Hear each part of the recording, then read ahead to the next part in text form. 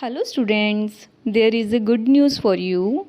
Now you can write the same matter at different speeds. Link of the same is given in the description box. Thank you.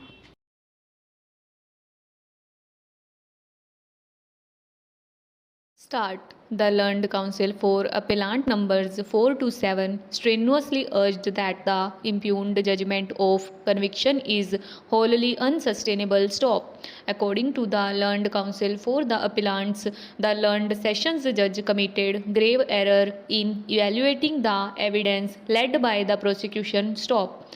The Learned Sessions Judge did not keep in view the fundamental principles of appreciation of evidence. Stop. According to the Learned Counsel for the Appellants, the improbability of the prosecution case, which is starkly made out, was conveniently ignored. Stop.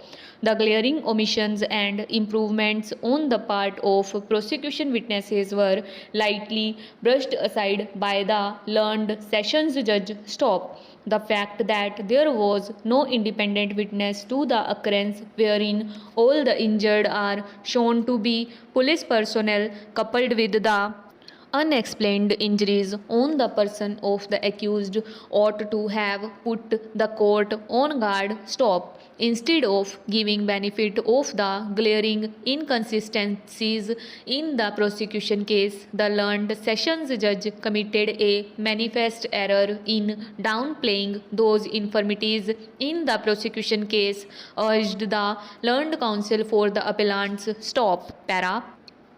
In opposition to this, the Learned APP supported the impugned judgment. Stop. It was urged by the Learned APP that there is ample evidence, especially the medical evidence, which corroborates the ocular account of the injured witnesses. Stop. According to the Learned APP, the Learned Sessions Judge rightly discarded the minor inconsistencies and infirmities in the prosecution evidence. Stop. Para. As the controversy gets restricted to the occurrence near the house of the deceased accused number 1, after he allegedly reached thereat by the jeep followed by the car of superintendent of police and the jeep of police, it may be apposite to have a brief resume of the evidence of first informant PW7, PW8 and PW11, who also claimed to be the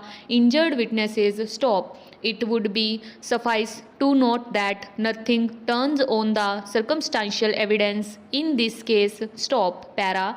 PW7 endeavored to impress upon the court that the deceased accused number 1, after alighting from the jeep, tried to flee away in the adjoining field. Stop. He and PW8 chased the deceased accused number 1. Stop. They caught hold of him. Stop. When they tried to bring deceased accused number 1 towards the police vehicle, accused numbers 2 to 7 charged upon them. Stop. The deceased accused numbers 3 to 7 were armed with grubbing hose. Stop. Accused number 3 threatened to kill him. Stop.